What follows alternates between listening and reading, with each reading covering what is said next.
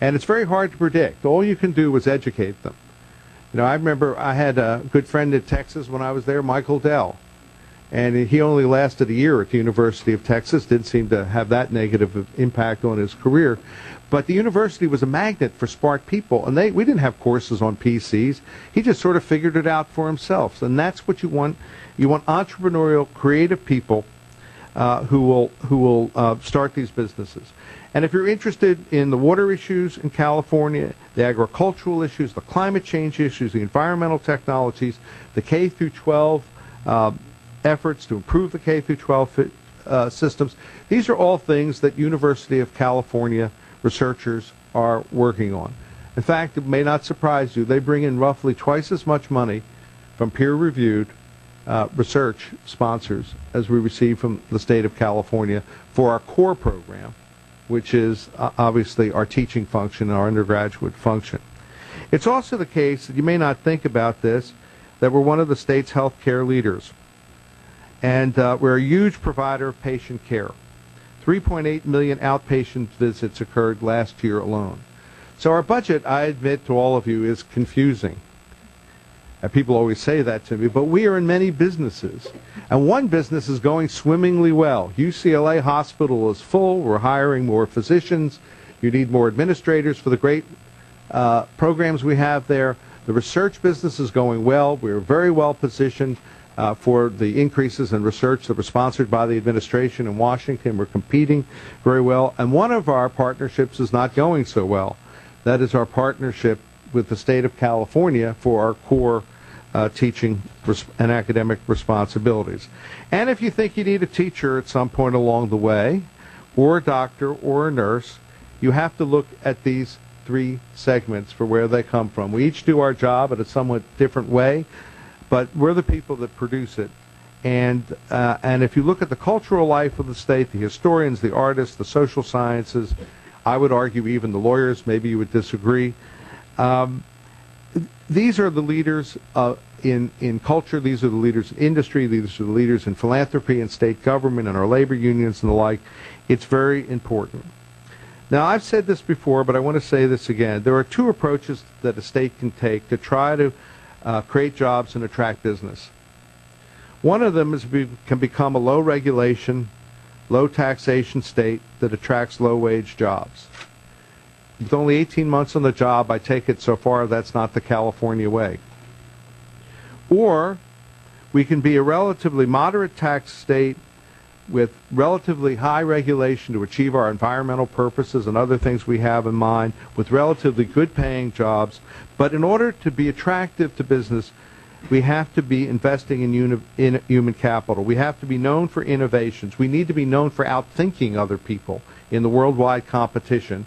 We're certainly not going to make it simply on our natural resources alone, and we're not going to make it in the sort of the sort of minimum level of regulation and taxation and compensation.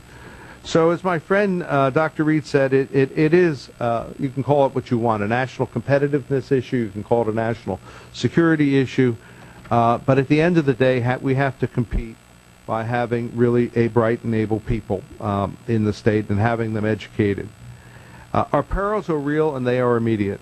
We already have seen the first signs of a brain drain. Our top talent is lured every day by elsewhere. Frankly, the top talent, the Nobel laureates, the National Academy of Engineering, the Institute of Medicine folks, they're rock stars. And no matter what the economy is like, Stephen Chu or Elizabeth Blackburn, our recent Nobel laureate in medicine, she picks up the phone a half hour later, she's gone. There really is no problem. Because even in hard times, the very best people who do the best research, who have the biggest labs and bring in tens of millions of dollars in research grants, there's always plenty of room for them. I've mentioned the lack of capacity, the overcrowded classrooms, and cutting back on library hours, and that's sort of where we are. And one thing I think is worth emphasizing, we will get through this. I'm very optimistic, and I'm hopeful this committee will be helpful. And, we're doing what we can. It's not good, but we have furloughed people, we've laid off people, we've cut back on programs, we've cut back on library hours. We're looking for more efficiency. How do we save money? We've cut $2 out of administration for every dollar we've cut elsewhere. But the one absolutely essential thing I wanted to communicate to this committee is the public purpose of the University of California will be completely compromised if we do not continue with the Cal grants.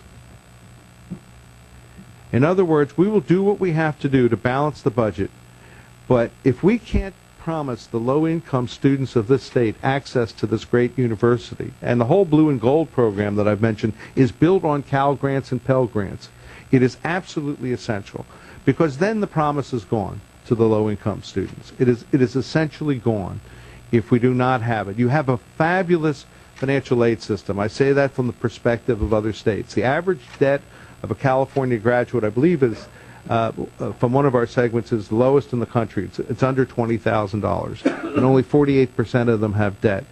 But that's to brag about. That's to brag about. That's not to say, oh, we could get by with lower Cal grants. On the access issue, we could talk at great length, and I won't. Suffice it to say, we have 14,000 students for whom we receive no funds from the state.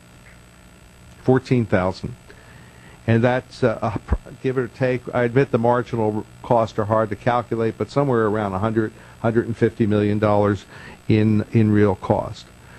We are continuing to take the 12.5%. Indeed, we usually take more than the 12.5%. The faculty gets to define who is in the top 12.5%. But I'm very worried about it, because if we have to contract our enrollments, the day will come when every eligible student will not have a place.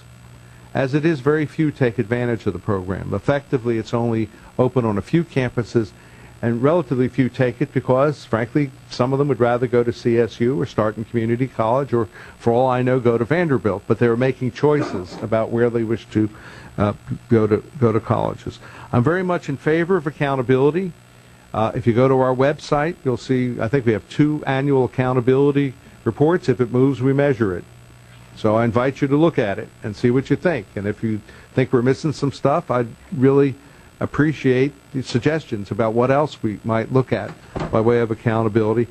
And we have a commission on the future.